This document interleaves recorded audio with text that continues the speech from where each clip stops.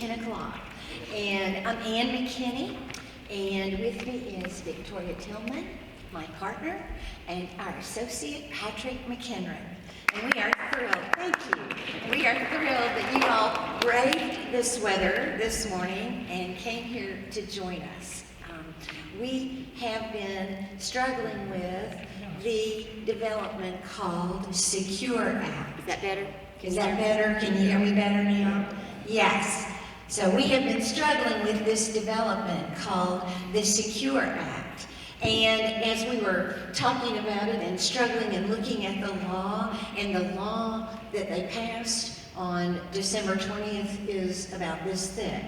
And you start reading and looking for the provisions that changed, and you can't find it, and you can't find it. And we dug down about, way deep. Yeah, 90% of the way into this pile of paper to find a few little things that had enormous effect on how your retirement funds are going to be taxed when you all are gone.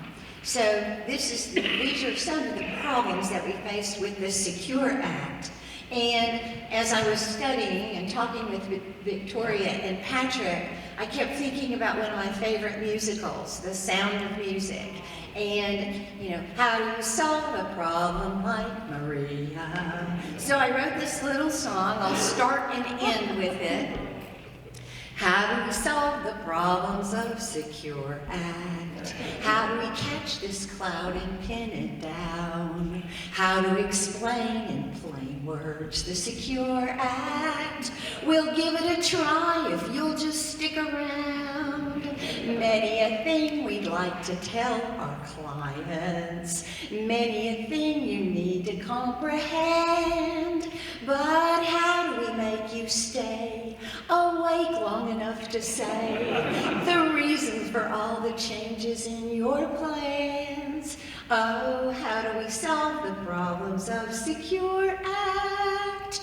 Translating trash so you can understand.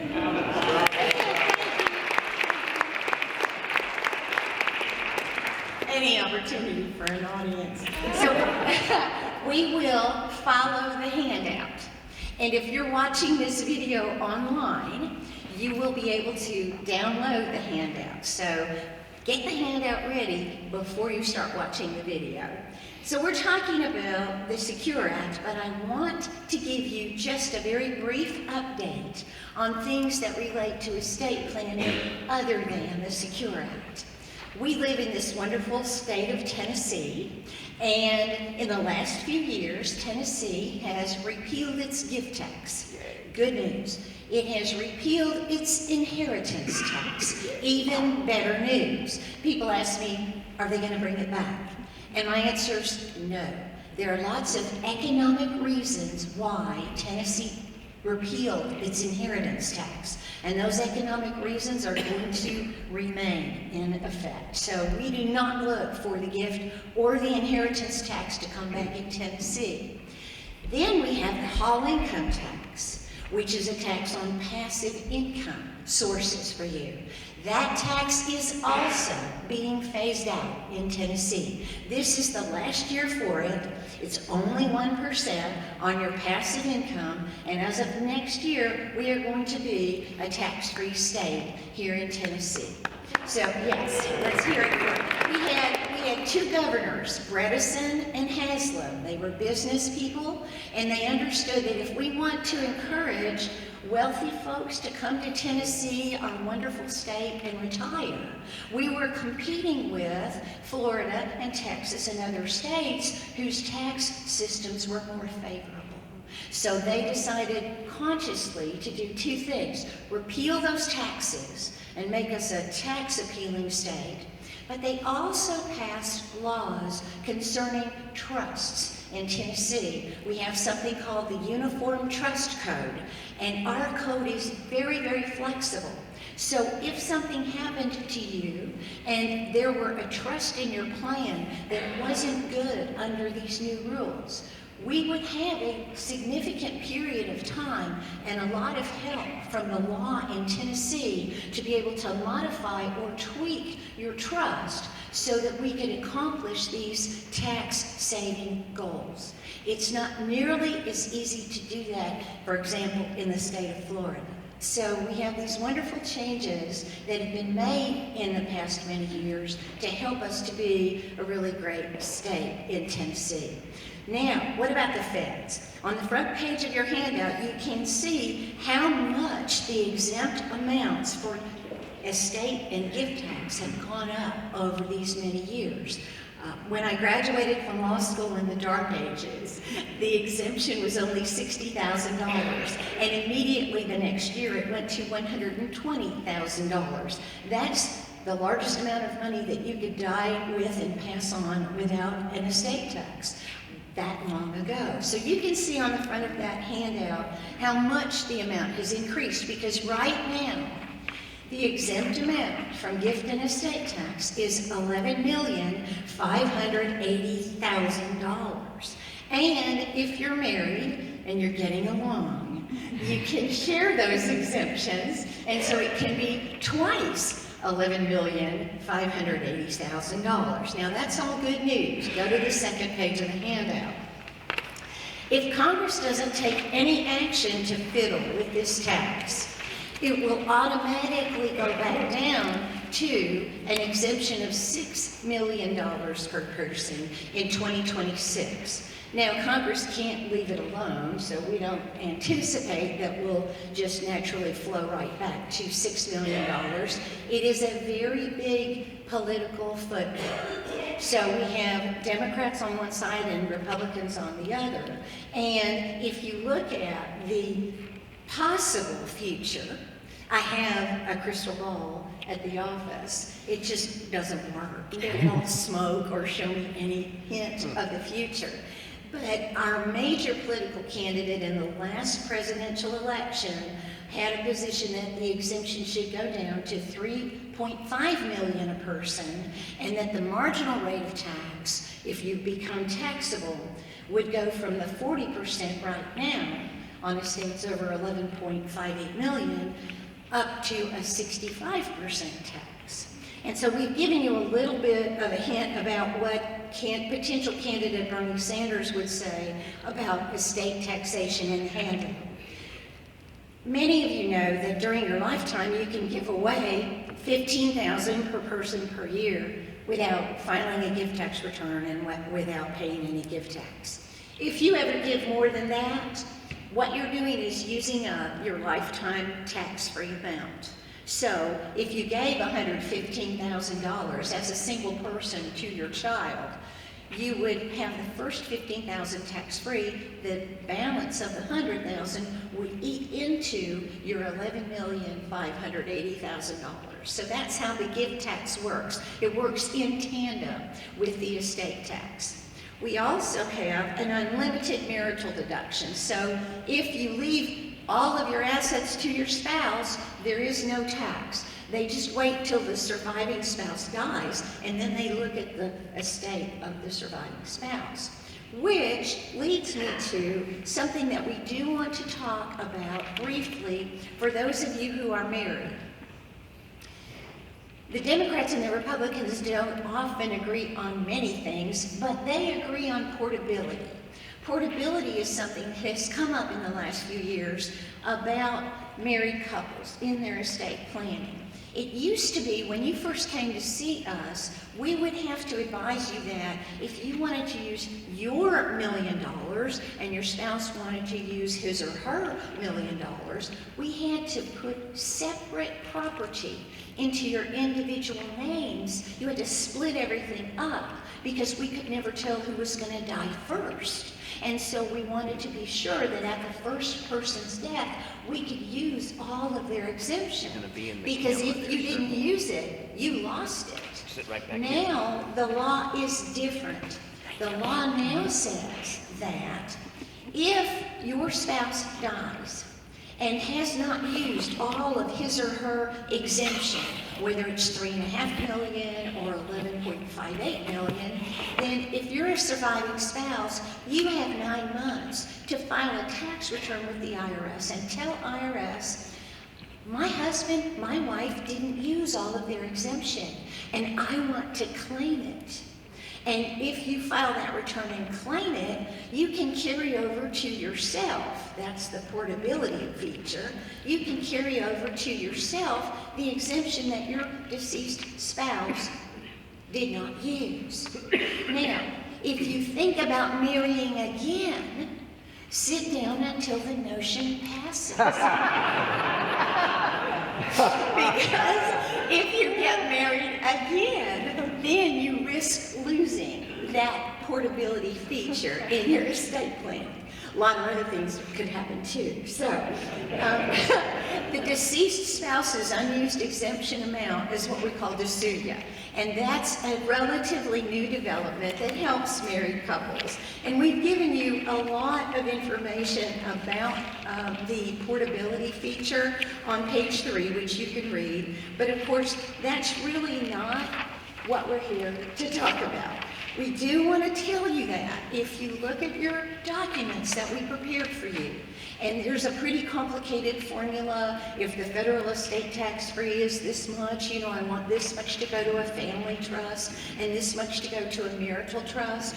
Under the current laws and the structure of the estate tax, it may be very likely that you could simplify those documents substantially. We do a lot of simplification for our clients. So that's at the bottom of page 3. Because we no longer have a Tennessee inheritance tax, for example, we don't have to juggle between IRS's tax-free amount and Tennessee's tax-free amount, which in certain years were different.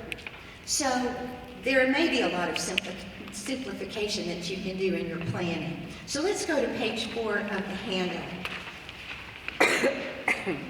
Victoria, you want to talk a little bit? Dan clears her throat.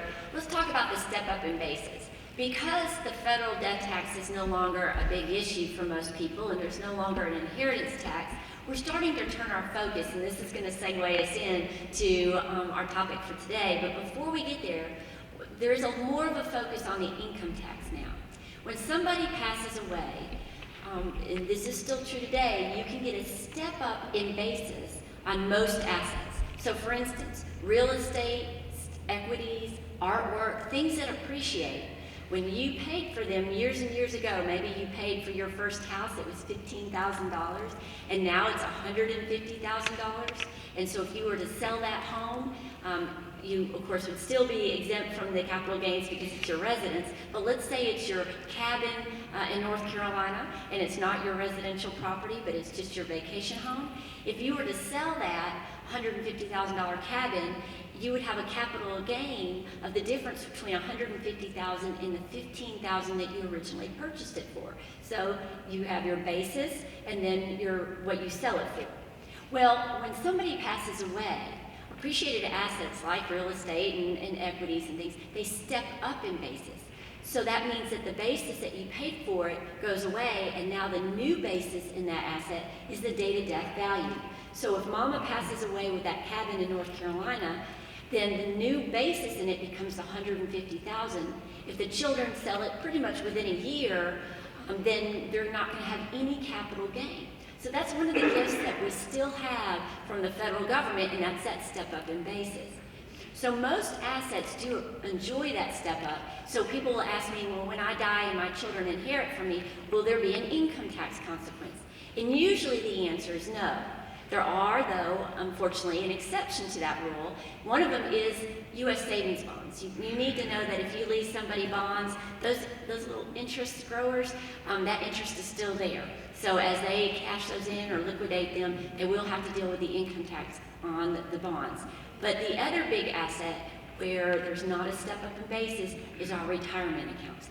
IRAs, 401ks, certain types of tax-deferred annuities. They're a little bit of a strange animal, but think in mind, anything that's a tax-deferred asset does not get a step up in basis. That means the income is still lurking in it. And when you pass away, that income is still there, and your beneficiaries are going to have to deal with that income. And that's where the Secure Act comes back in. I'll let Ann introduce it. She's going to hand it back because I have some good news, and then we'll hand it off to Patrick. So, the big news is that the law governing the taxation of retirement benefits has changed significantly under what we call the SECURE Act. The acronym SECURE at the bottom of page 4 is rather awkwardly based on the title of the law, which is Setting Every Community Up for Retirement Enhancement. In many ways, it's going to feel like a setup, all right? Because it is a setup. What the story is, way back last May 2019, look at the bottom of page 4. The House passed this law 417 to 3.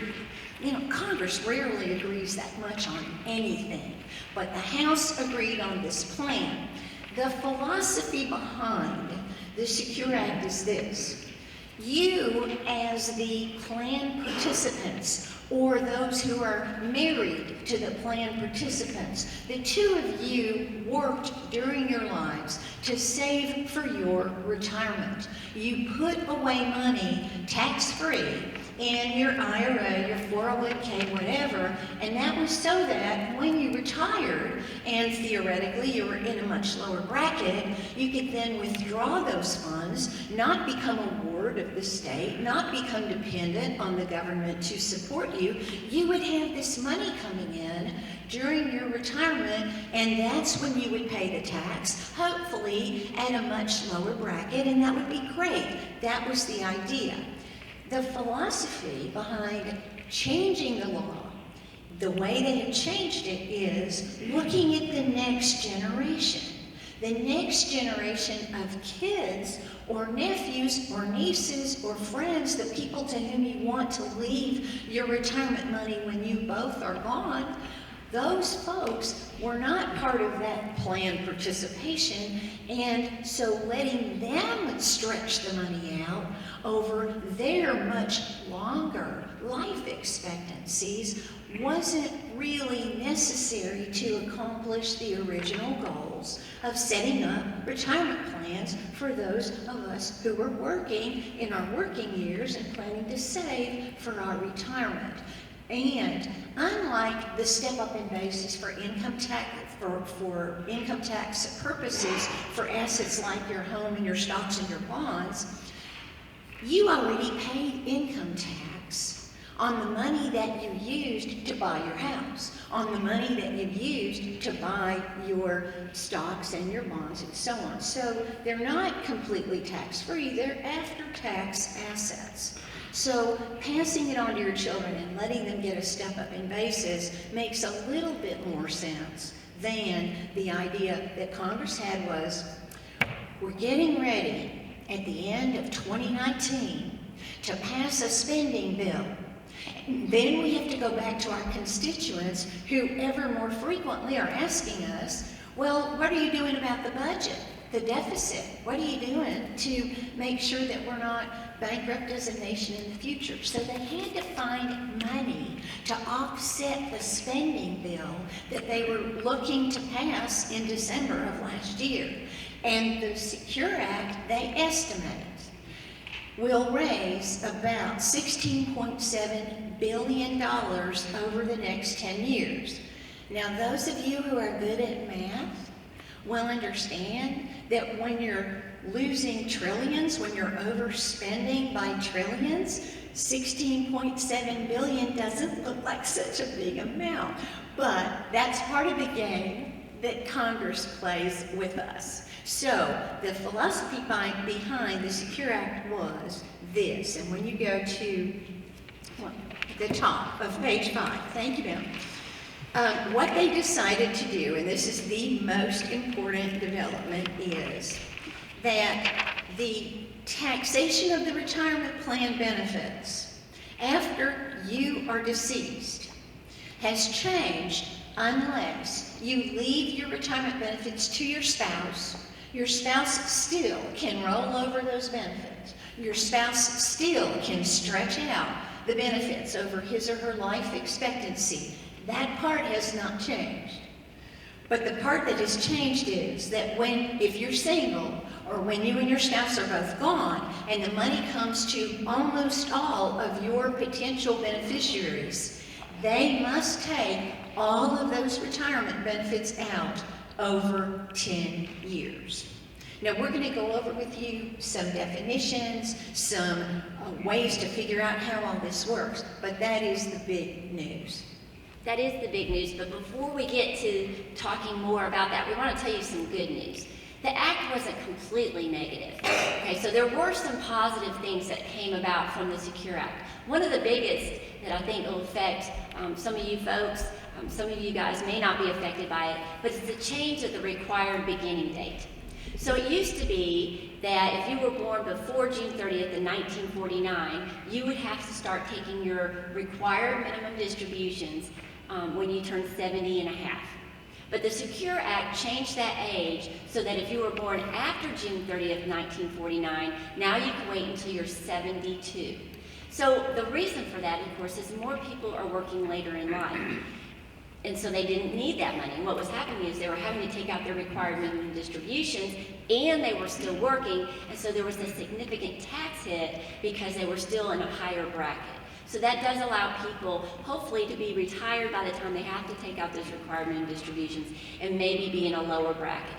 Some other good news is that even if you're 70 and a half, if you're still working and you have earned income, you can still contribute to your IRA, and that wasn't true before the Secure Act. So now you can contribute to your IRA longer as long as you have that earned income. So that's a wonderful development as well. Additionally, we have that beautiful benefit of those qualified charitable deductions where you can take your required, well, not take, you can redirect your required minimum distributions directly to your charities and don't have to count those as income. You can continue to do that up to $100,000. And you can still do that even if you're caught in that bubble between the 70 half and 72. If you don't have to start taking until you're 72, but you're already or about to be 70 and a half, you can still do those qualified charitable deductions. But you have to be careful because if you're also still donating to your IRA, there's going to be some modifications. So you need to meet with your CPA before you make that kind of decision because it will have some modifying rules that relate to that. But the great thing about those qualified charitable deductions is if you are working and you're still earning income and you're still in a high bracket, but you're charitable minded, you're tithing to your church, you're giving to the foundation here, or maybe you typically like to give to several different charities when you go to those banquets, that you're all invited to. You can now take your required minimum distribution, when I say take, you can now redirect your required minimum distribution, call up Vanguard, call up Fidelity, call up Schwab, and say, hey, I don't want my required minimum distribution. I want you to send it directly to East Tennessee Children's Hospital, and in the amount of $6,000. They'll send it directly there, or they'll make it out directly to East Tennessee Children's Hospital. Doesn't count as income. And that helps because of the wonderful little surtax that we have. So if you can avoid, thank you, son. That's my son, Alexander. He's helping with the camera, and he's reminding his mom to speak into the mic. So if you can avoid bringing that income on your income tax return, then you may also avoid bumping up to another bracket or having complications with that surtax. So another thing that the Secure Act's left alone and actually has enhanced. If you're young and you're interested in adopting, or maybe there's certain birth expenses that you have, but you're not 59 yet, which is typical if you're adopting and having a baby, unless you're Ann, then you can also take from your retirement up to $5,000 to help you with those expenses, and there's no penalty on that. You do have to pay the income tax, but there's no penalty for taking it out before you're 59. Another gift that we kind of got from the Secure Act, we have to find the positive where we can, right, is that if you're a business owner, there may be some new tax credits for offering retirement plans to your employees. Also, if you're working on your postdoctorate, my husband is 55 and he is working on his PhD. And so if he were, and he's not, but if he were getting paid maybe for some type of teaching position, it used to be that would not count as income where he can make contributions to IRA or Roth IRA. Now it does, so that postdoctoral studies or other stipends that come in for graduate programs, that now can count as compensation. Also, with our 529 plans, a lot of you may have those set up maybe for your grandchildren. They have extended the use of those 529 plans so that if you have somebody who's doing an apprenticeship, maybe I always like to think of electricians. I know several, I think of Alex's friends that are doing apprenticeships to be an electrician. Then for equipment and supplies and training, those programs will count as viable 529 distributions. So that's an extension of the use of the 529. And then finally, with regard to 529s, if you have a beneficiary of a 529 who has some student loans, you can use up to $10,000 of that 529 to help pay those student loans. And you can also help pay up to $10,000 for their siblings as well. So there's some really decent news with the Secure Act. Ann's kind of already given you a tip of some of the bad news, but before we get further into the mechanics of the Secure Act and how that affects your retirement and really how it affects your designated beneficiaries, I want to hand it over to Patrick, and he's going to talk about how the retirement still works. Thank you, Victoria. See if I can get this mic position right. So, some things have gotten a little bit better with the Secure Act now in place. Some things have gotten worse, but some things have stayed just about the same. Is that a little better? Yeah. Thanks. Some things have stayed the same. So, what has not changed is the fact that once you hit that required beginning date, which of course has changed under the Secure Act, but once you hit that date, then you have to start taking required minimum distributions on your retirement accounts. And so your required minimum distributions, which many of you are probably familiar with, they are based on the same table that they've always been based on. The uniform table, which is included, I believe, as Exhibit A to this packet at the back. And what that uniform table will show is the divisor that you have to use each year when you look at the value of the account on December 31st. You find your age, find your divisor, divide that account, and that is the required distribution that the government is going to make you take each and every year, or they give you a really big old penalty if you don't. So that has not changed at all. The only group of people who would not use the uniform table to determine their divisor would be, and the IRS uses this term, not us, but those with trophy husbands and trophy spouses. There is actually, I consider myself the trophy husband in a marriage.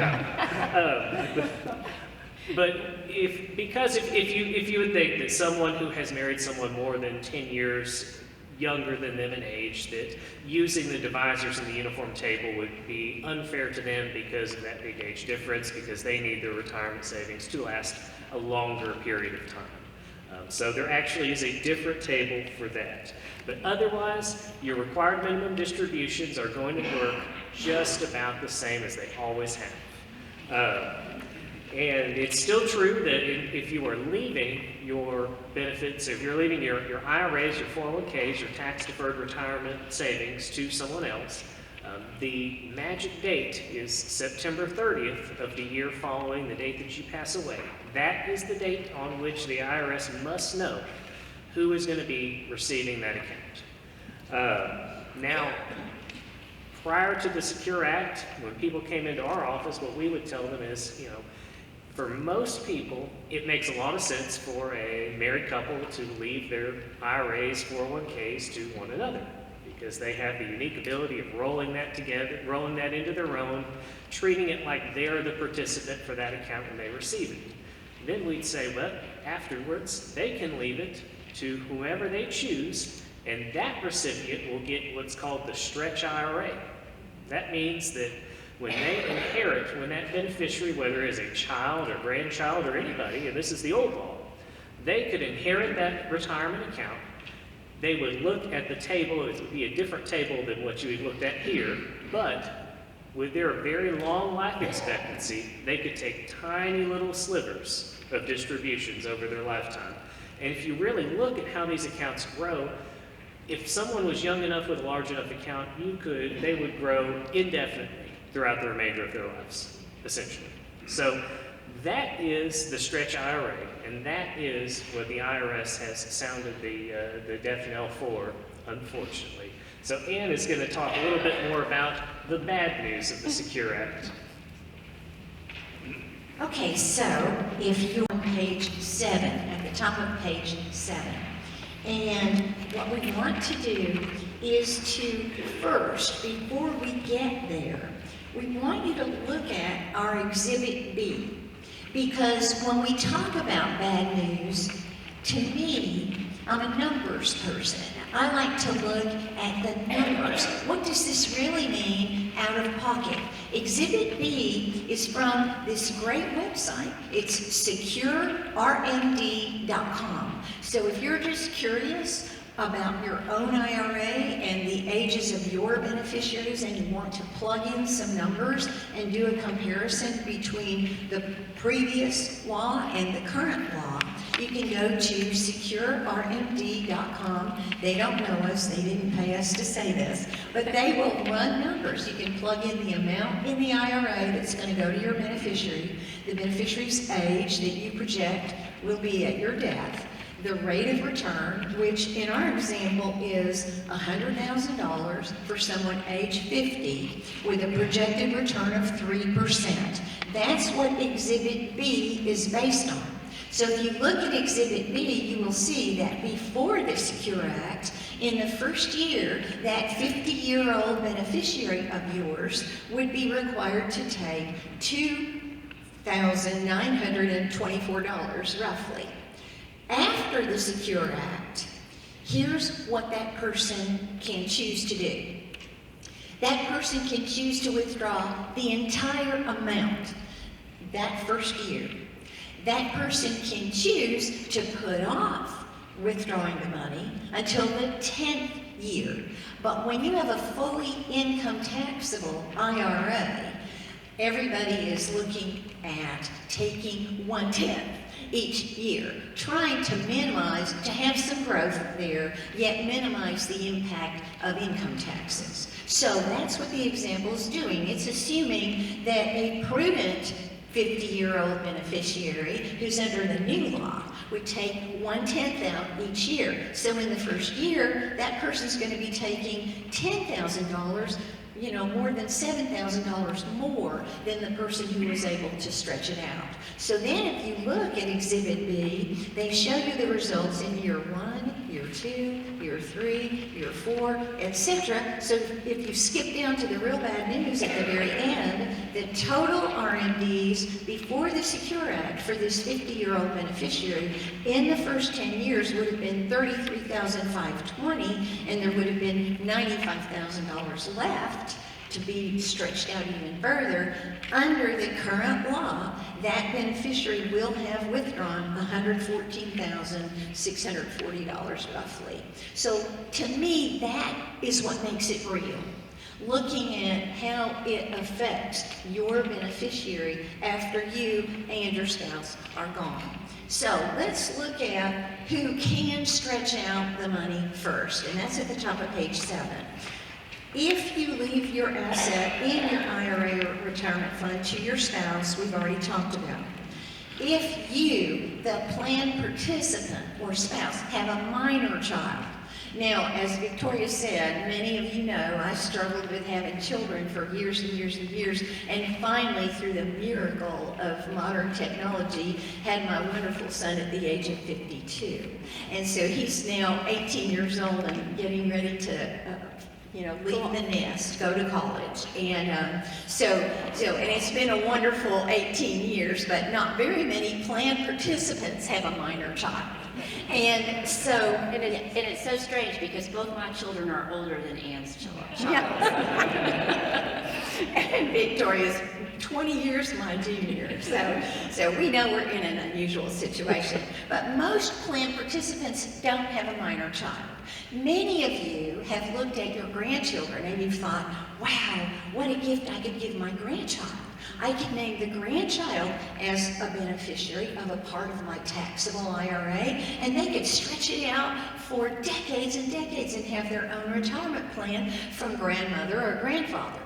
We can't do that anymore. The favored class of beneficiaries will be surviving spouse, minor child of the participant, disabled or chronically ill beneficiaries. And later on, we're going to talk more about what those definitions are and how they work. Many of you do have someone in your family who is chronically ill or disabled, and there are special stretch-out rules for those particular beneficiaries. If you have someone who is a beneficiary who's less than 10 years younger, they can use life expectancy. But those are the only classes of people now who can stretch out those RMDs. So what I want to look at now is Exhibit C. We have put together a planning for, oh, it's D. Let's see. Okay, C. Thank you. She is so good at keeping me in line. It's wonderful. Thank you so much. One of the things that you want to think about before we get to our chart that works so well is not only the income tax that your beneficiary is going to pay to the federal government, but many of you have children who were foolish enough not to stay in Tennessee, you know, and they live in excuse me, I can't even say it. They live in California. You know, and if you look at Exhibit C, you can see that the income taxation of the state of residence of your beneficiary has to be considered and added to the income tax that they're going to owe to the federal government. So the income tax burden on your beneficiary depends on their state of residence. And this is really important, and you can look at the chart. We circled the worst states for local income taxation for you on Exhibit C. Thank you, Victoria. So, most of our clients who choose to use trusts are using trusts for retirement funds for beneficiaries who are either truly disabled, you know, truly chronically ill, but also many times beneficiaries who simply can't handle money. They are either spendthrifts, they truly can't appreciate the value of money. They are what I call unfortunately married to someone who himself or herself doesn't understand the value of money. If you have beneficiaries who, under the current euphemism, are making bad life decisions, that's the current language for being stupid. You know, they're stupid with money. Well, then it gives you heartburn to think that if I leave this money to a child of mine and they have to take it out over 10 years and there's no control, you know, they could just take it all out in the first year, buy that Maserati, you know, and then not be able to pay the insurance on the vehicle and owe an enormous amount of money to the Internal Revenue Service. So those are the people that we want to talk to also today. Talk to you all about your trusts and using trusts and so on. So let's look at Planning for Retirement Benefits, Exhibit D. Exhibit D requires us to look at designated beneficiaries. And what we want to do, and try really hard not to bore you to tears, is give you the definitions of these terms that are so important when we're analyzing retirement benefits. The first term that's important is, who is a designated beneficiary? Under the old law, that's all we needed. We only needed to know, do you have a designated beneficiary? If your IRA or 401k has as a beneficiary your spouse, that's good. He or she is a designated beneficiary. If the alternate is your estate or a trust, in looking at it immediately, that is not a designated beneficiary. Paying your IRA money or your 401k money to your trust is not, on the surface, a designated beneficiary. But that's where what Victoria said a moment ago about September 30th of the year after the year of your death becomes important. Because in many of our trusts, if you're married and you have a joint trust, or if you're married and you each have a living trust, and we sometimes make the alternate beneficiary the trustee of your trust or trusts, what we do inside your trust document is we say, trustee, if you get retirement funds in your hands and spouse and I are both gone, then we want you to direct the IRA custodian to create separate accounts for each of our children, and by September 30th of the year after the year of death, we direct you as our trustee to give all of the documentation to the custodian of the fund. We direct you to make sure you can identify the living, breathing humans who are going to get this money, whether they're going to get it outright or whether they're going to get it in a trust that we created in your documents. So, on the surface, paying money to an estate or to a trust, that's a non-designated beneficiary. And if you haven't had a careful plan put together for that kind of a designation, that's going to remain a designated beneficiary, and that's bad. An undesignated. I'm sorry, an undesignated beneficiary. Thank you. She actually listens to me. It's so cool. Anyway, is there not a designated beneficiary? And the answer is, if it's no, if we have not got a designated beneficiary, then if the person who was the plan participant has died before their beginning date, then we have to take all those benefits out over 5 years.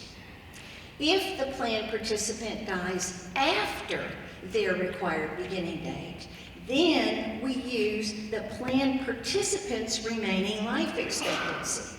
So here's where we want to give you a little bit of caution, because originally we thought that wouldn't be bad. You know, look at the uniform table. I mean, when you're 80 years old, you've still got 10 years left under the uniform table. This isn't a bad result.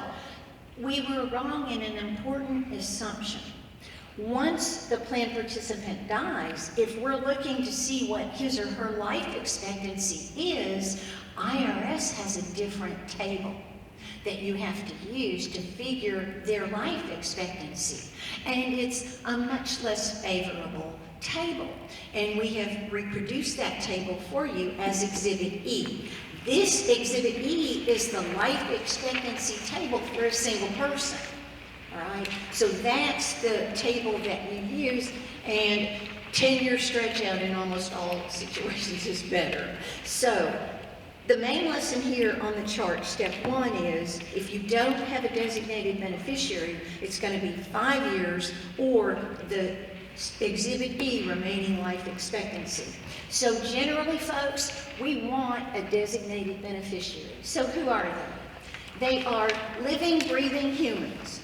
They count as designated beneficiaries. Your spouse is a designated beneficiary, for example.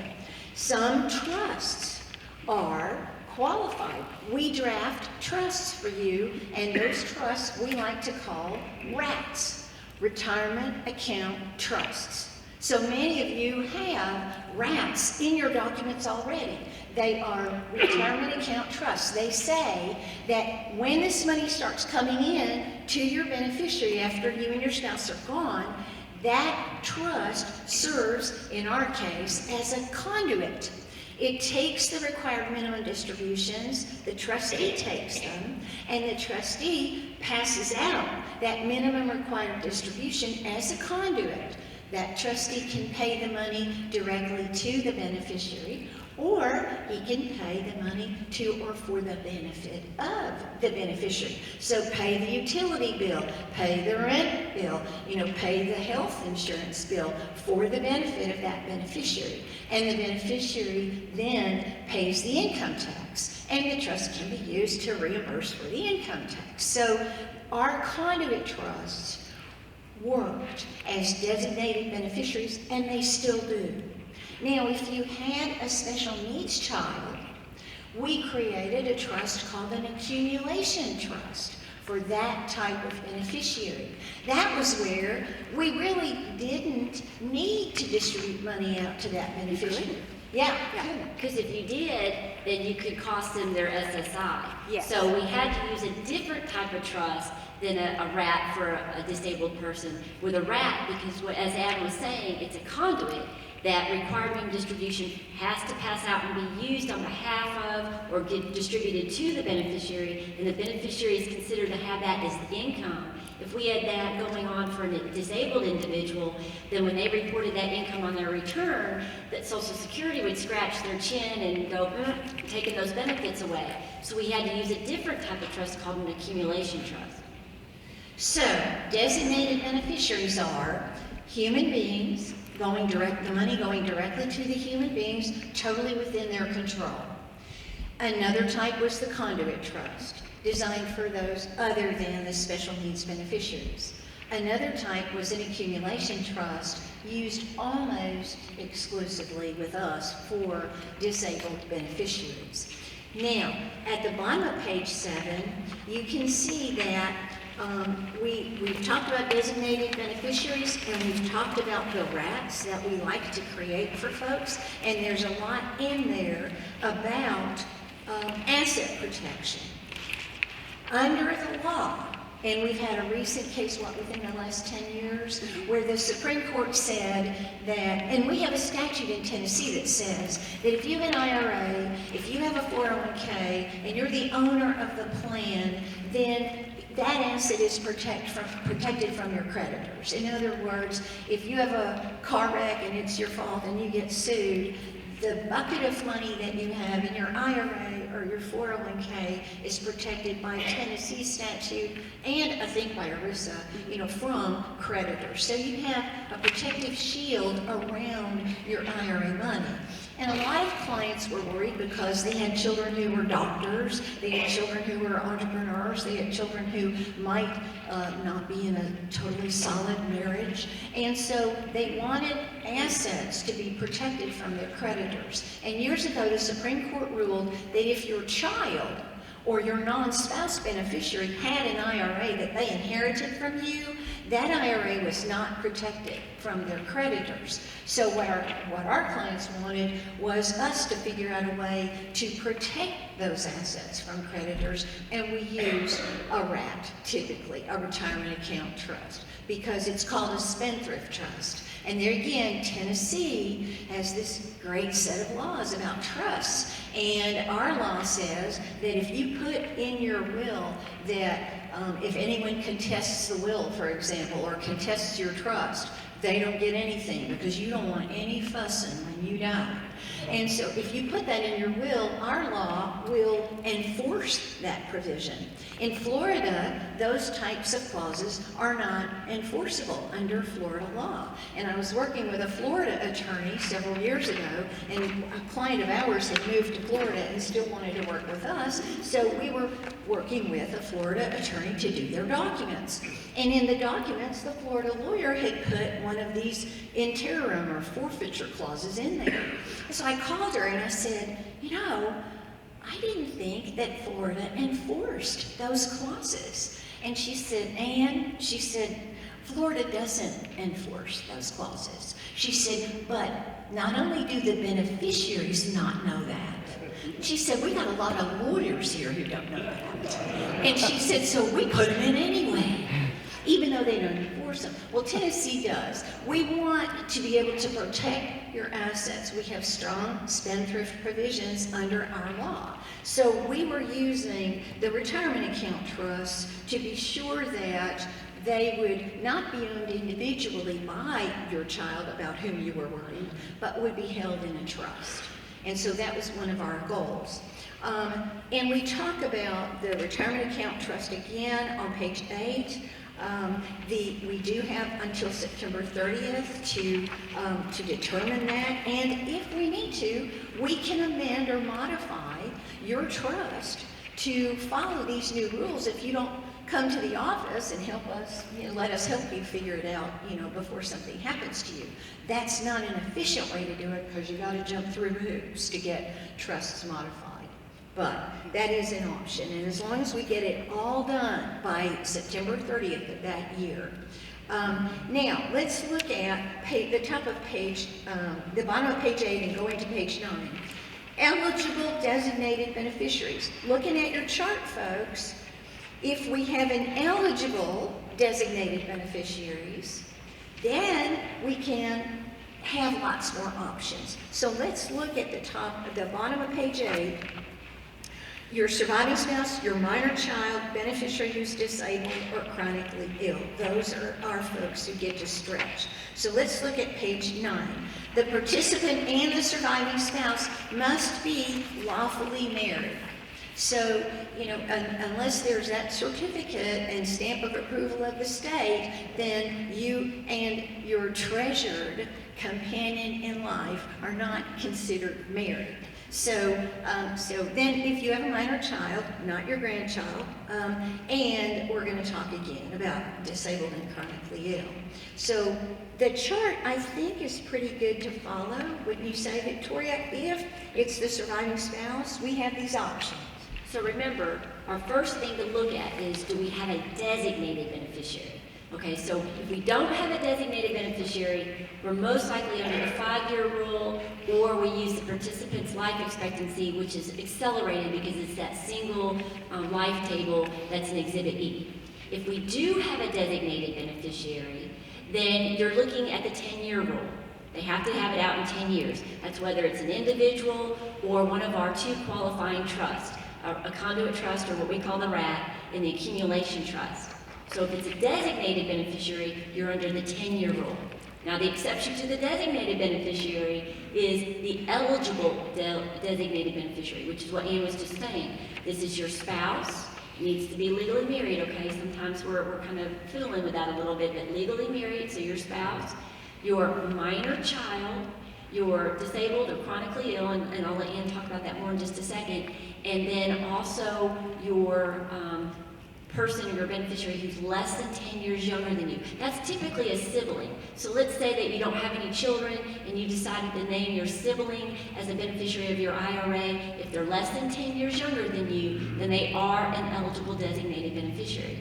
If you have a designated beneficiary who is also an eligible designated beneficiary, they go beyond the 10-year rule. They get their life expectancy back to the stretch that we have so dearly embraced, okay? And so that's what you're looking for. Do we have one of those 5?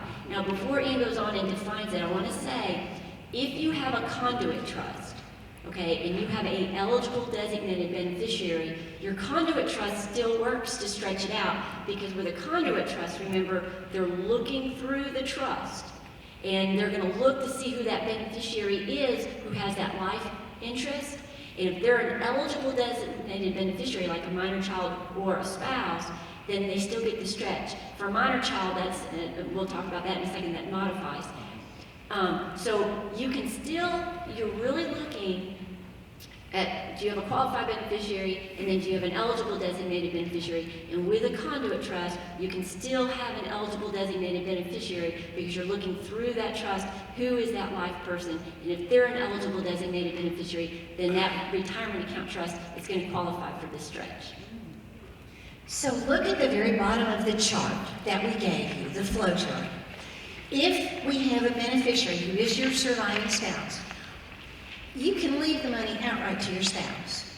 Now, if you do marry again, and we have lots of blended families in our client base, and lots of them do live happily ever after. However, oftentimes the person that you marry after you lose your spouse, who is the parent of your children, you do want to be sure that when you're both gone, you know that part of your assets will go to your children. Part of your spouse's assets, as far as you're concerned, can go to his or her beneficiaries. But folks, in other words, if they're faced with the idea of a second spouse and they give that money to the surviving spouse, then they're sitting there in the office and they're thinking, she's just such a good person, and she's so soft-hearted, and she'll be lonely, and these non-gentleman will be after her. And, he's really worried about another marriage after he passes away. She is sitting there and she's thinking of the list of ladies in church who will appear at the door with casseroles and want to help him with his laundry and take him to church and, just be there for him. And so they both are worried about remarriage.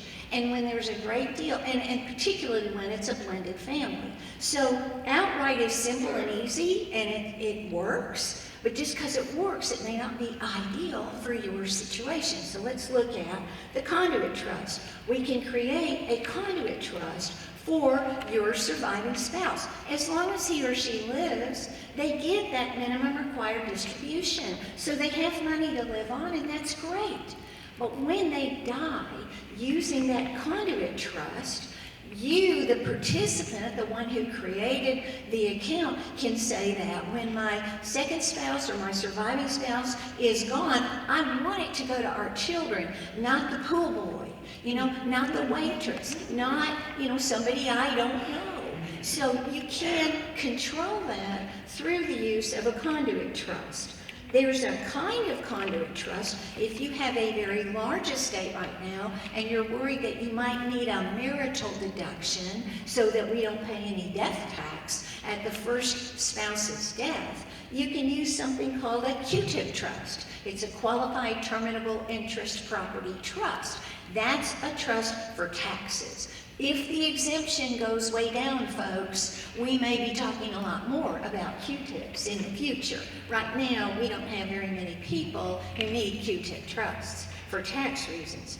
If, on the other hand, you don't like the idea of distributing out all of the required minimum distributions to the surviving spouse, and you want an accumulation trust for him or her, that does not qualify for stretch out. So we just have the 10 years. Now, under the current rules as we understand them, if you create one of these conduit trusts or whatever for the surviving spouse and he or she dies, it's our understanding that at that point, the balance of that IRA account has got to be paid out over 10 years after that point. So that's what happens with a surviving spouse. What about a minor child? With the minor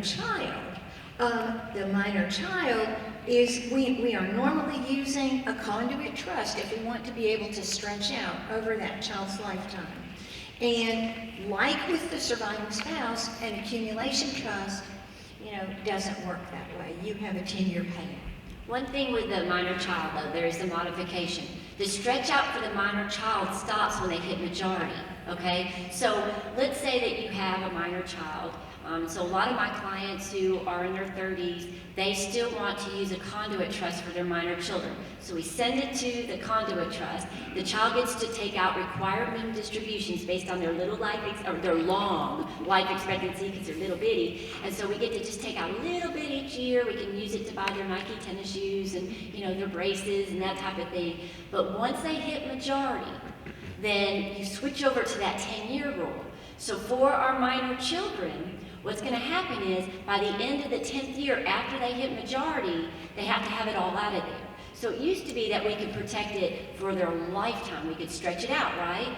But now we can protect it through their minority. Once they hit majority, then we've got to get it out by the end of the 10 years. But by having it in a trust, at least you're still getting the asset protection for a period of time. You've got a trustee who maybe has experience with the timing of those distributions. Because let's face it, if you have a child that's reached majority, then what's the big expense that's coming up?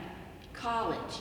So you're going to be using that required minimum distribution, which is now much bigger because we've got to get it out in 10 years, probably going to the university of wherever, all right? And so that's not a bad thing necessarily, to keep it into the trust, let the trustee then help continue to pay those education bills and maybe even first time home, that type of thing. And so by the time they turn 28 or 31, depending on how you define majority, then, and you know, in my mind, sorry babe, majority really doesn't really happen at 18.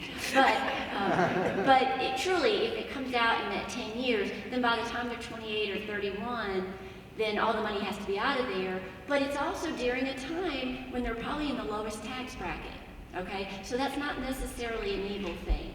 But we just want you to be aware that what we used to be able to say to you is, oh, it's going to stretch out over your children's lifetime.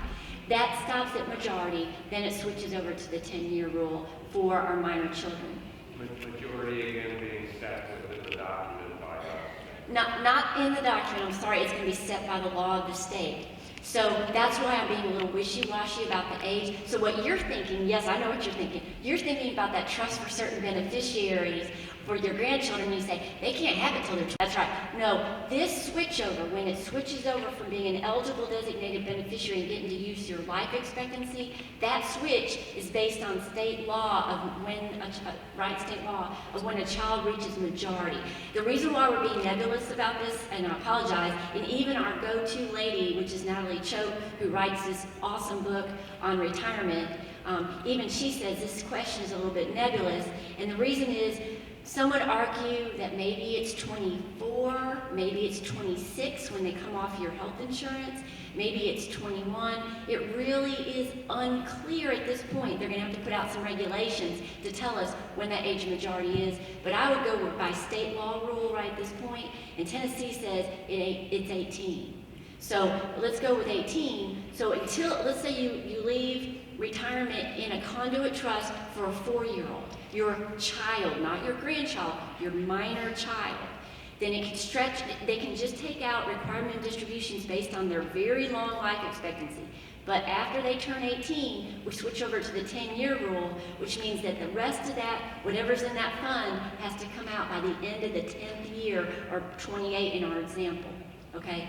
If you have a minor grandchild, this rule does not work. Your minor grandchild is not an eligible designated beneficiary to grandma and grandpa. They are to your children, but not to grandma and grandpa. So in that situation, your conduit trust is not going to work like we thought it would. They don't get to stretch it out until they turn 18 and then go to the 10-year rule. We're under the 10-year rule right away.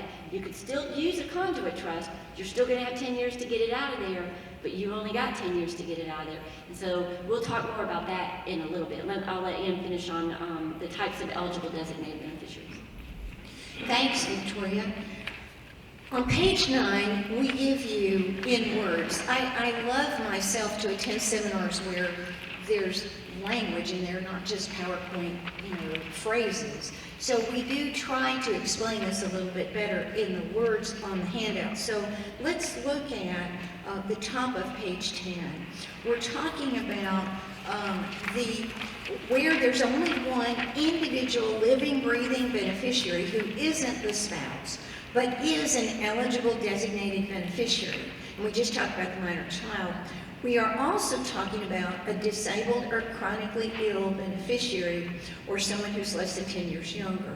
So what I want to do is, since Victoria has talked to you about the minor child and the definition of minor being unknown, folks, this law was passed December 20th.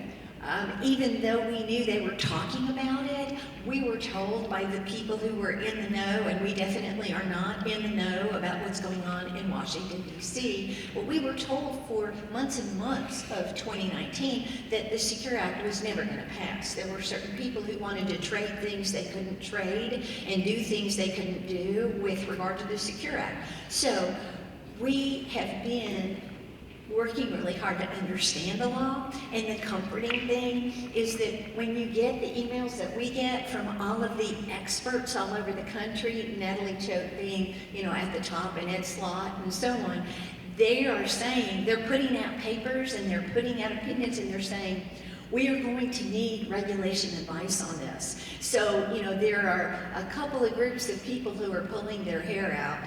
And having worked at IRS, I will tell you, there are IRS people who are buying Pepto-Bismol by the gallon because they've got to come out with regs on this so that people will understand. Now, I know you may not feel sorry for them, but they do have to give us guidance. And that's one of the areas is, how do we define minor child? It does vary from state to state, and we believe it's going to be state specific. So let's talk about chronically ill or disabled. How many of you have long-term care insurance? Okay, long-term care insurance is going to have a set of definitions, typically, that track a lot of what you're looking at when we're trying to determine whether your beneficiary is chronically ill. In other words, if you've ever read the thick long-term care policy that you have, you see that the qualification for entitlement to the benefits under your contract looks at these kinds of factors at the bottom of page 10. And it's defined this way. Is this individual unable to perform without assistance at least 2 activities of daily living? So that's eating, toileting, transferring, bathing, dressing, and continence. All right, the one I didn't know anything about was transferring. I asked one of my elder law friends yesterday, I said, what's transferring? He said, Ann, they look at whether you can get from the wheelchair into the car. Can you get from the bed into the walker? That's transferring. And so the person who is chronically ill is going to be the kind of person who needs specialized care, usually either in a facility like a long-term care facility or at home, but with skilled care. So that's a chronically ill individual. So I was thinking, my kids that I'm using asset protection for are not in that circumstance. So then I went over to disabled. Let's see if we can find some help in the category of disabled, and that's on page 11. On page 11, an individual is considered disabled if he or she is unable to engage in any substantial gainful activity because of a medically determinable physical or mental impairment. In my view, it is still a strict definition, but if we have a physician who certifies that your child who is and has been schizophrenic, bipolar, suffering from panic disorder. I have a client who has a child who never leaves his apartment. He is not able mentally to get out of the apartment where he lives. He would just have a terrible anxiety attack. So if a physician certifies that this individual has either a physical or mental impairment that prohibits him from engaging in gainful activity, that's going to be, I think, a much broader category than the chronically ill individuals. So let's look at this case. I was thinking, okay, I'm thinking of all my clients' children who really need to have trusts, and are we going to be able to do this? Are we going to be able to fit them in this definition? This is a case, Pendergast versus Commissioner of Revenue. It's a case that actually originated in Tennessee. And the court decided that this affliction qualified under the statutory definition of disability that now applies to retirement benefits. And so if you look at that case in the middle of page 11, the judge determined this gentleman had alcoholism. And alcoholism, I know from personal family experience, can indeed be debilitating, seriously debilitating.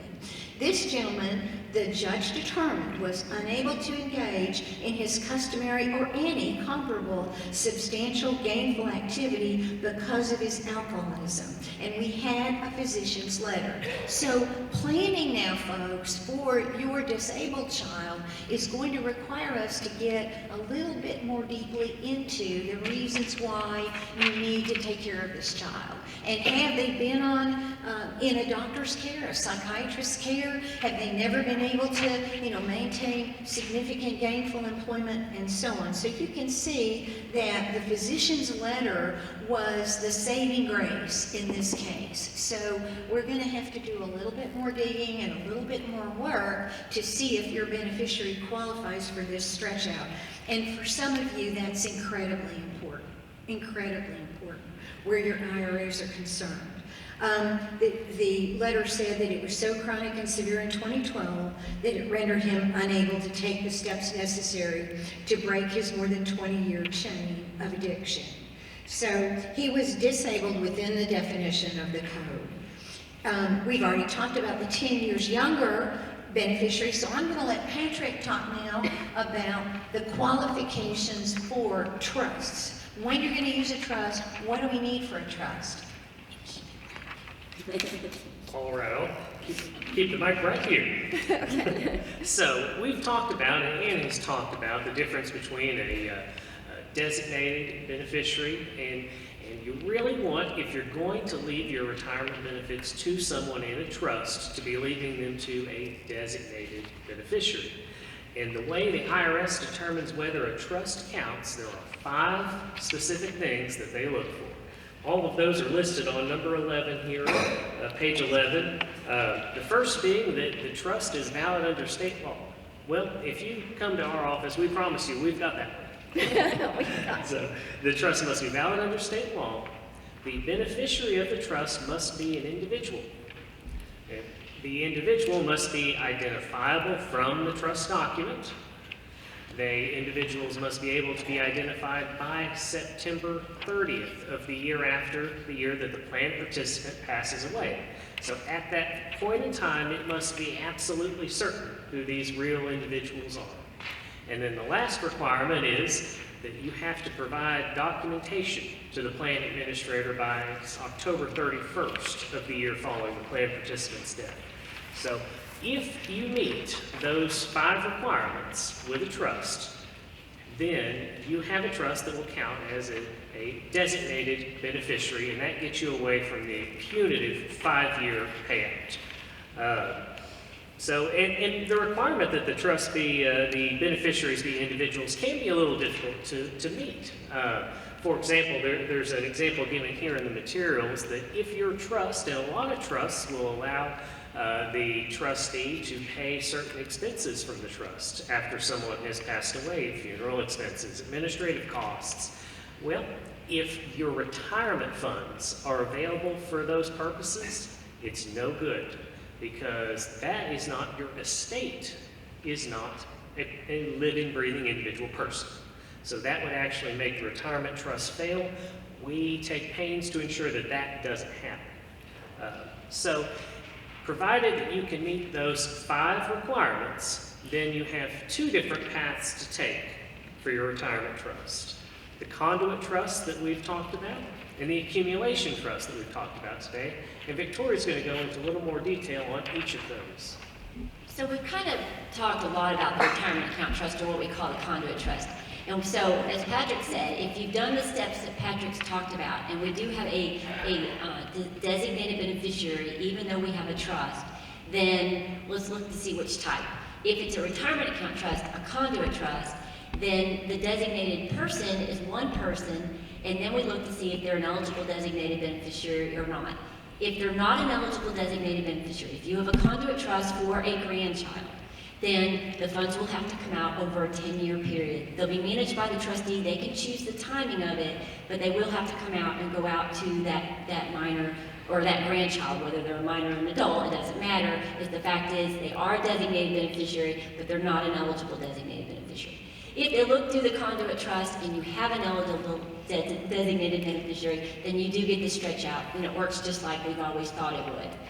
So let's kind of move on from the conduit trust. which is kind of simple, and the reason why it's simple is you've got one beneficiary in there, and that's who you're looking at to decide if they're just a designated or if they're an eligible designated. With an accumulation trust, it's a little different.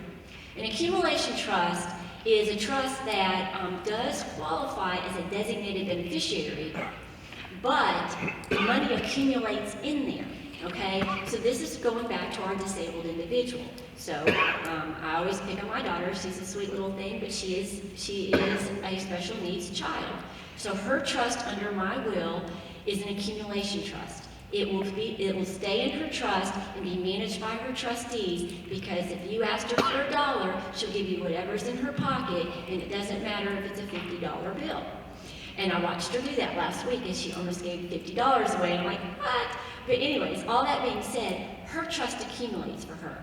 Because she will qualify as a disabled individual under the code, that means she's an eligible designated beneficiary. This is one of the exceptions to the accumulation trust rule.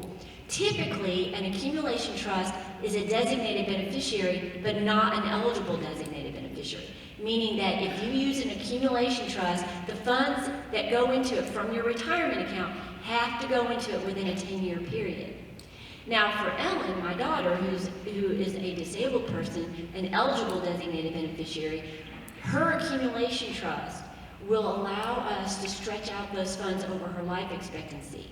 That means that every year of her life expectancy, the trustee will have to pull out a required minimum distribution. They don't necessarily have to pour it out to her. They can accumulate it in her trust, which means it's going to be taxed in the trust. The problem with keeping income in a trust is that it's taxed at the highest rate very quickly. So the rule is, if you have income of over $12,950 in a trust, you shoot to the highest bracket without passing go. You know what I'm saying? And so the problem with the accumulation trust is that the accumulated income has to be paid from the trust. So let's go back to my sweet daughter. So good news is because she is a disabled person and she's an eligible designated beneficiary, and an accumulation trust works for a chronically ill and a disabled person to allow you to accumulate it in there and take it out over their life expectancy, you know, at least for a little while, what income comes into it is going to be minimal, and we still are using it to pay out her expenses. So as long as in that year we can pay out for her expenses all of the income that had to come in from that retirement for her little long life expectancy, then there won't be the accumulation of the income in the trust. But let's switch away from my daughter, who qualifies for the long stretch out. If you decide to use an accumulation trust for your grandchildren, because you don't like the idea of using a retirement account trust, a RAP, for them, because remember, for a grandchild with a RAP, you have to distribute that income out, or all of those retirement funds out in 10 years. That means at the end of the 10th year, even if they're only 14, then all of that income is now in their, or all of that fund, which is entirely income, is in their hands. That's not very desirable. So your thought is, well, I've got this minor grandchild, I want to use an accumulation trust. The problem is they're not an eligible designated beneficiary. So even with the accumulation trust, even though it's a designated beneficiary, you have to get those funds out in 10 years. So if I designate an accumulation trust for my minor grandchild, and I have, let's say, $500,000 worth of retirement that's going to it, then in 10 years, even if you try to spread it out, you're going to take out, if you have $500,000, you're going to take out $50,000, $50,000, I have to get my math, it's early in the day, $50,000 a year. Well, you may not be able to spend that out of it fast enough in that year for that grandchild, and what that means is it's going to be taxed at the highest rate. Okay, so if you're using an accumulation trust for somebody other than a disabled person or a chronically ill person, even though you can accumulate the funds in that trust, you still have to get all the funds out of the retirement account in a 10-year period, and that means that they're going to be taxed in the trust. Now, this is bad enough, but let me tell you, if you've got a child, your grandchild lives in California, or your grandchild lives in New York, then what's going to happen is not only is it going to be taxed pretty quickly and at the highest rate because it's in a trust, but the state's going to get a hold of it too. So you're going to have double taxation. The federal government's going to get theirs, and they're going to get it really well because it's being taxed at the trust rate, very accelerated. And the state, if you're in a state other than Tennessee or Texas or Wyoming, then there's going to be a state income tax on top of that, okay? So using an accumulation trust for a grandchild may not be what you want to do. Now, one thing I want to point out, we've kind of talked at this at an individual by individual basis. And Ann's going to kind of finish up with this.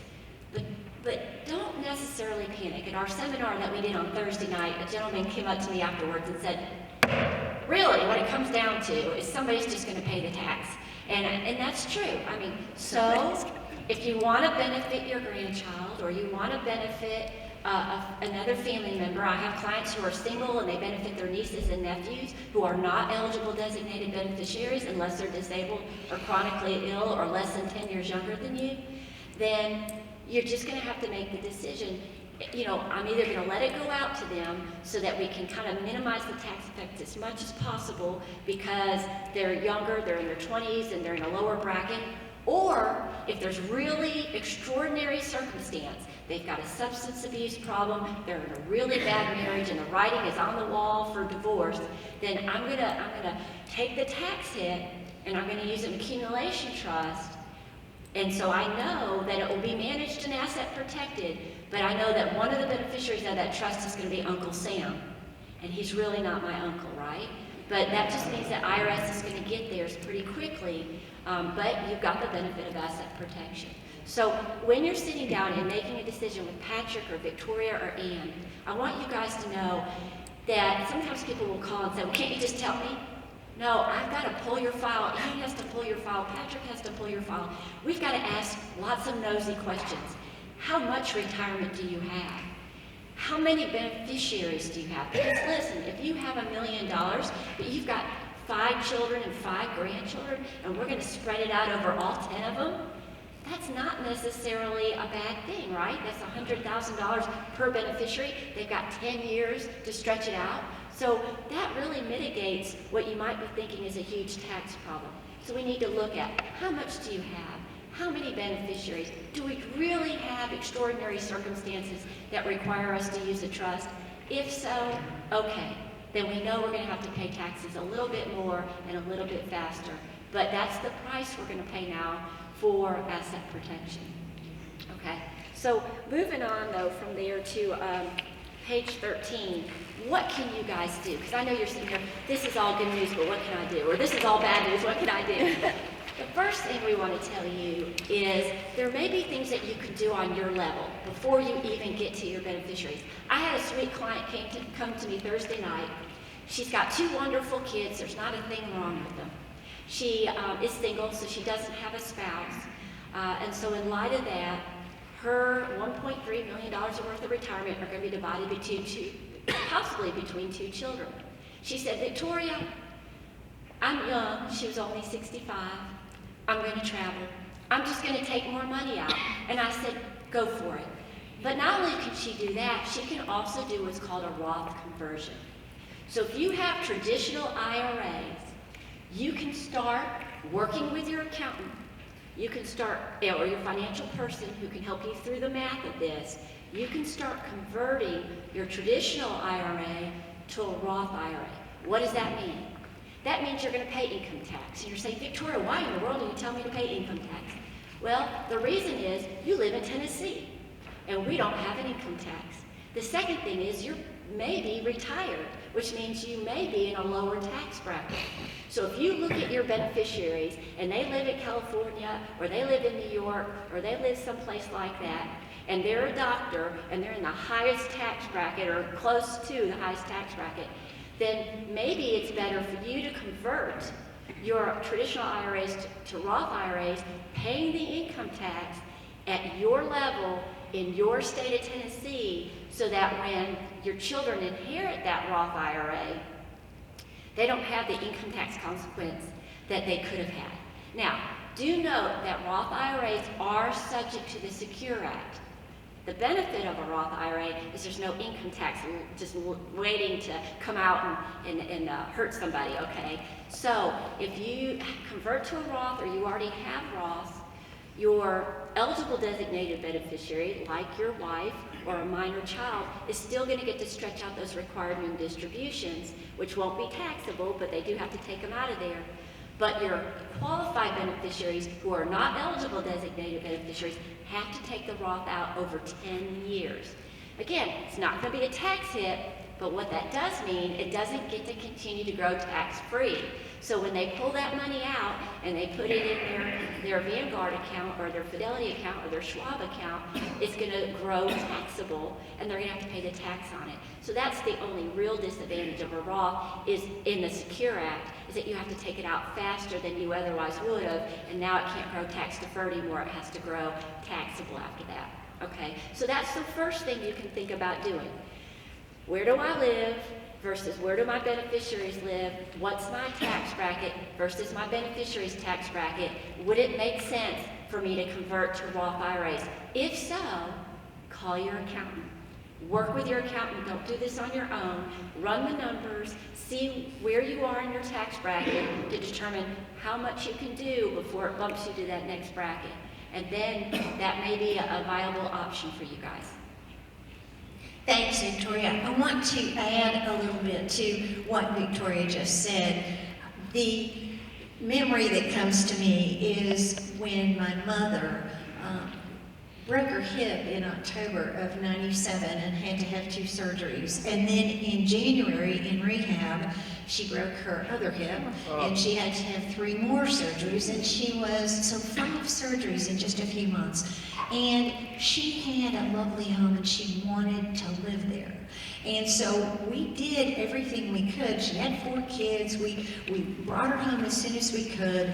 We wanted her to have plenty of food that she didn't have to cook because she couldn't get up and move around easily. So I went over one day and I was cleaning out the fridge, and my mom had a bottle of champagne in the fridge. And I needed to make room for all the Tupperware and all the food. And so I looked at her and I said, Mom, I said, this has been in here a long time. She said, yeah. I said, I wonder if it'll go flat if we take it out of the fridge and just put it on the shelf. She said, I don't know, but call your Aunt Janet. She said, because Janet loves champagne and she'll know. So I called Aunt Janet in Cincinnati and I said, Janet, I've got this bottle of champagne. You know, is it going to kill the bubbles if I put it on the shelf? And I said, because we're working on Mom's refrigerator. And she said, it will be fine, darling, but why don't you simply drink it? and that's what we want you to consider doing. I mean, consider the kitchen. Do I want to remodel my kitchen? You know, could I make things easier for myself and the folks who are with me right now and enjoy things together with this money?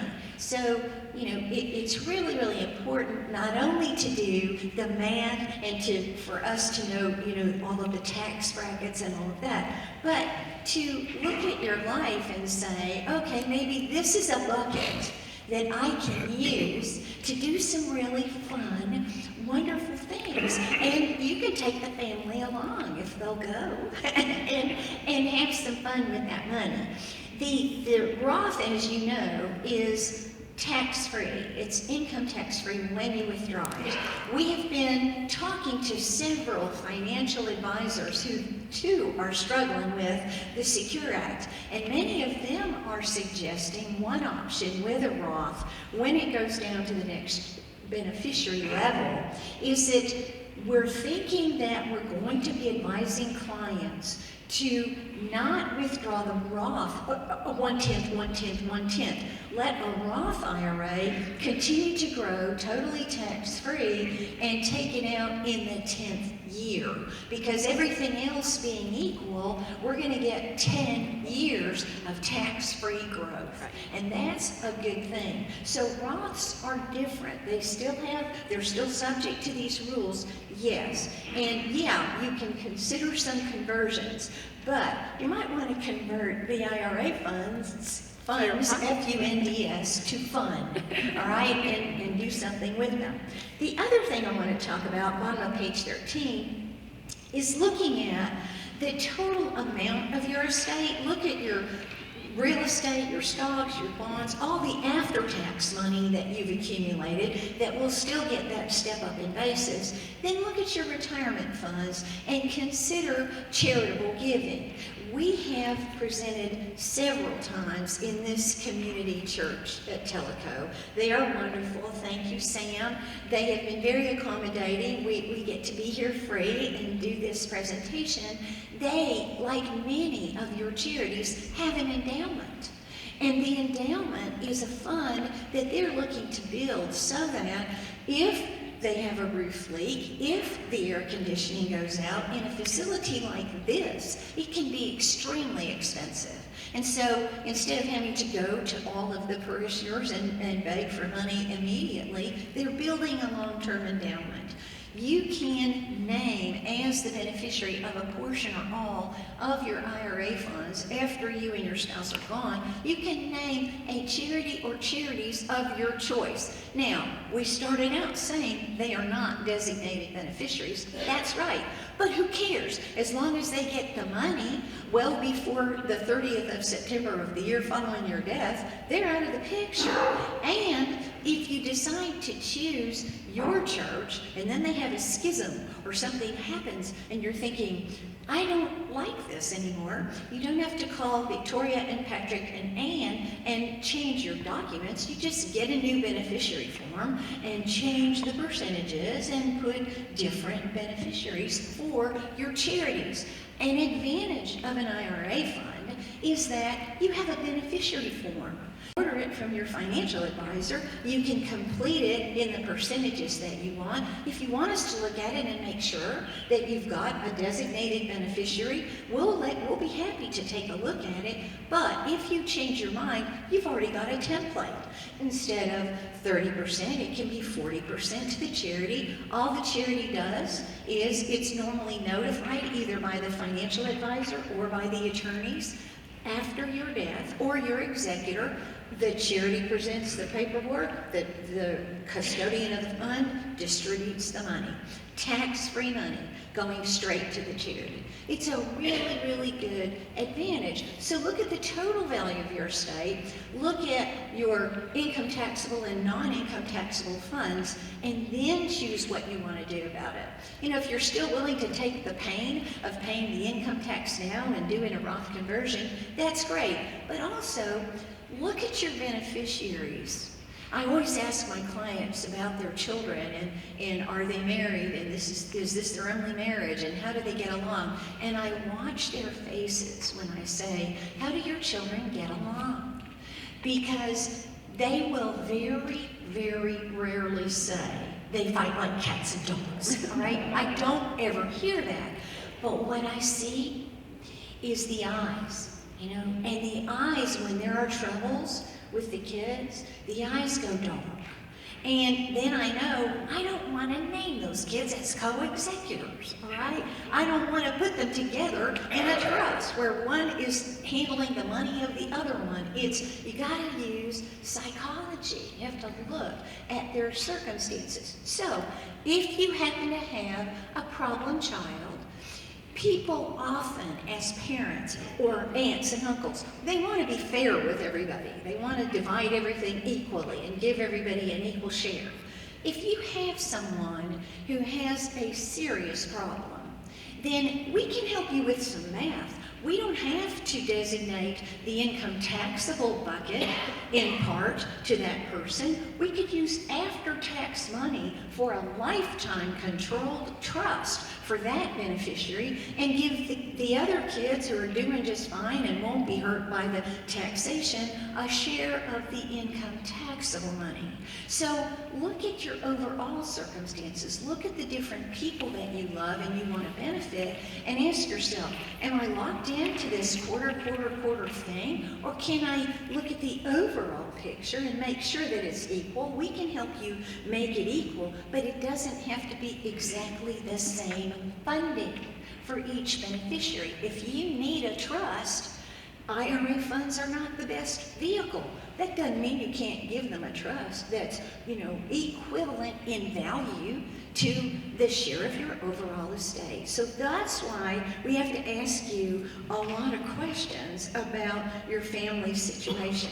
Another wonderful thing at the bottom of page 13 is something that several of my clients have used. If you have beneficiaries after you're gone who are people who are always being asked for money, your family is the Gotrocks family, okay? And everybody knows that we can go to the Gotrocks family and they'll give us money for the Boys and Girls Club, or they'll give us money for the next fundraiser or whatever. If your kids are in that situation and they're constantly being communicated and people are begging them for donations to this or that, or they're, the president of their Rotary or Kiwanis or whatever, you can designate a share of your income taxable retirement funds to pass at your death to what's called a donor advised fund. And many of our financial folks will help you do that. They have their companies will help create a donor advised fund, and you can work with them and not pay our hourly rates to set up a donor advised fund. And the way that works is your retirement fund that's income taxable, that would otherwise be exposed to these high income tax rates, will go into a donor advised fund when you're both gone.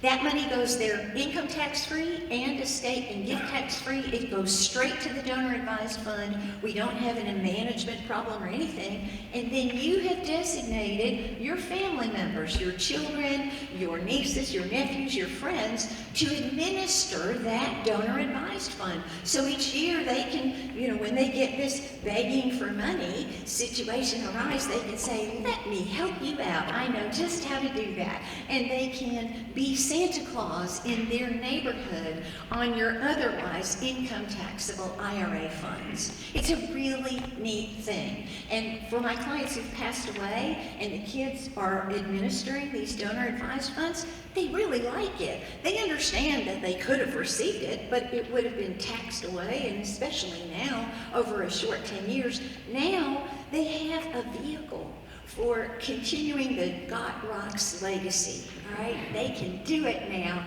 and continue to be benefactors in their community. So that's a good choice. Another choice on page 14 is to combine a lifetime payout. If you have a child who is not disabled or chronically ill, but they can't handle money, and you want simply to give them a flat annuity, a flat amount per year, or a flat percentage of the amount of money that you have in your retirement fund. And if you're charitably minded, you can create what's called a charitable remainder trust. You can provide that this child, for as long as this niece or nephew or beneficiary lives, will get a stipend from you and your spouse. They'll get either a fixed dollar amount every year or quarter or whatever. They'll get a fixed percentage of the money that's under management. But when they're gone, the balance of the funds passes to charity, your chosen charity. So the charitable remainder trust is an answer to having to take things out over 10 years. That goes away. You can create a stipend for a child who can't handle money, controlled by the trustee. It'll go to them, yes, but when they're gone, you then can benefit, the endowment fund here at Tellico Community Church, or your church, or your chosen charity. So that's a good option. For those of you who are still insurable, and let me say that our understanding is that there were two groups of lobbyists who were very much in support of the Secure Act: the insurance industry and the charities. All right, they both said, yeah, that sounds really good to us. And so the life insurance industry has kindly suggested that we could use our retirement funds to purchase or convert a term policy to a paid-up policy, transfer a policy into an irrevocable life insurance trust. We call it an ILIT. And the irrevocable life insurance trust holds the insurance policy, either on your life or on the life of you and your spouse. And then you take out a little bit more than you would ordinarily have perhaps taken out from your income taxable IRA. You have to pay income tax on it. You take the balance of those distributions that you don't really need, and you pay the premiums on the policy by gifting to the life insurance trust. When you die, or when you and your spouse die, that insurance comes into play. It's paid within a few weeks of the second death. That money comes into that trust free of income tax and estate and gift tax if it's done correctly. So it is a totally tax-free fund of money, and that type of trust can be distributed and accumulated over the lifetimes of your beneficiaries and their kids and their kids and their kids. Tennessee has one of the most favorable laws on creating what we call dynasty trusts. Trusts that go on for generation after generation. In Tennessee, you can create a trust like that that goes on for 360 years. I have some control-minded clients who really like that, and I tell them, think back 360 years ago. Think about how the world has changed in 360 years. You can create a trust that theoretically will remember you because you created it 360 years from now. And using a life insurance trust is a great option. And some of you already have a life insurance trust because you knew you were going to have a tax bill, and that's one way that we help people to address the payment of federal estate tax, is using an irrevocable life insurance trust. So at the very bottom of the page, 14, we want to give you tips right now of things that you can do to deal with this situation.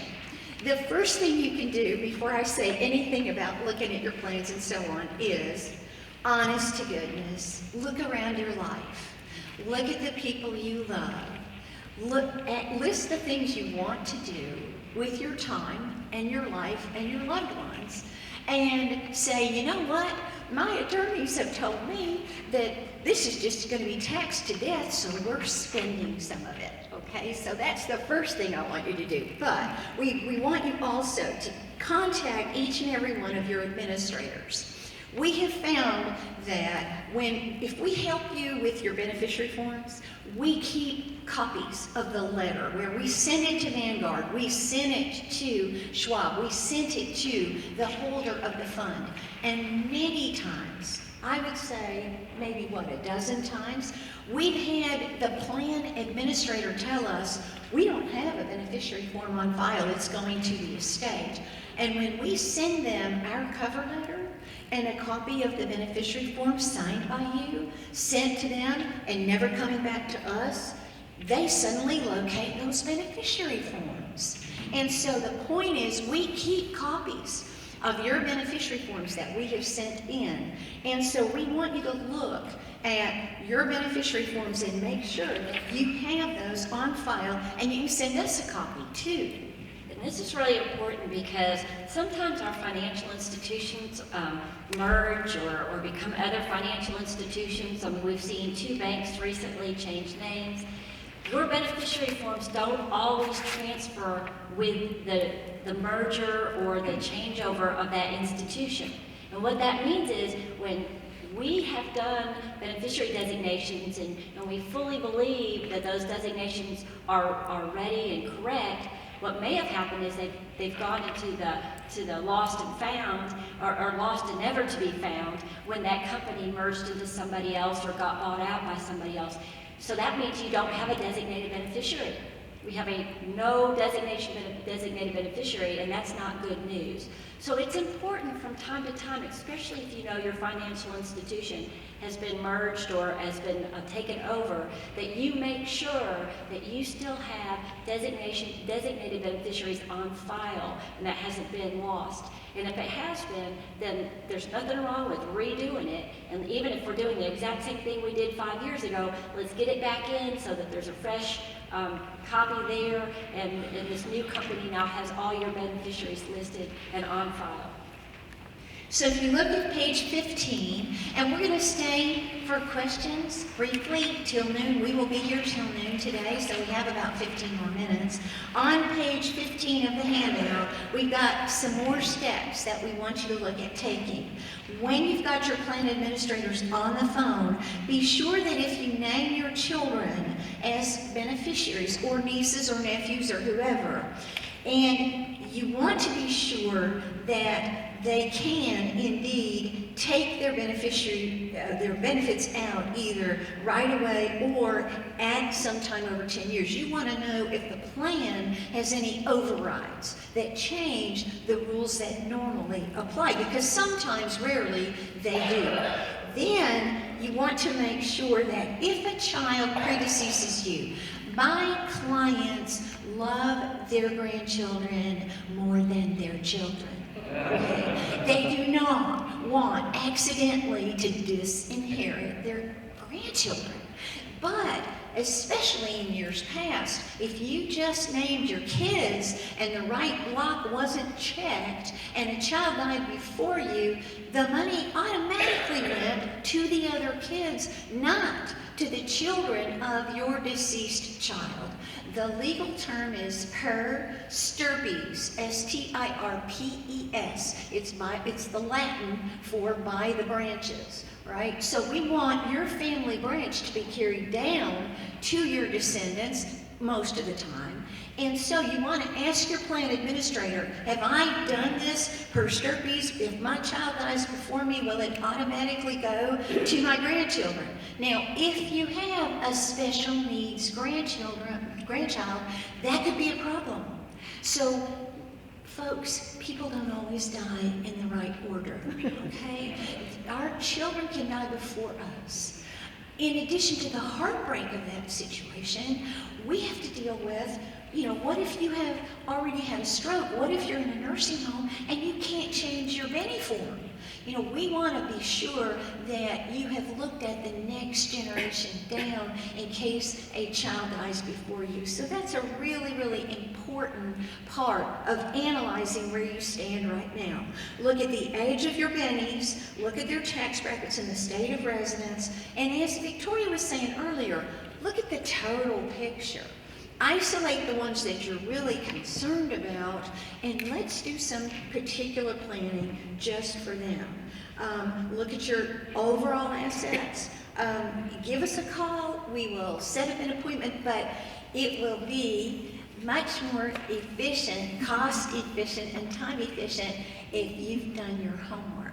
So I'm going to end with a reprise of my song, and then we'll stay for questions, okay? 'Cause of Congress we're confused, out of focus and bemused, and we never know exactly where we stand. Unpredictable as weather, they're as flighty as a feather. Is there nobody up there who gives a hoot? We wanted to solve some problems of Secure Act. We wanted to catch this cloud and pin it down. Try to explain in plain words the Secure Act. We thank you for coming and glad you stayed around. Now you have learned all about the new Secure Act. And you've got more answers right there in your hands.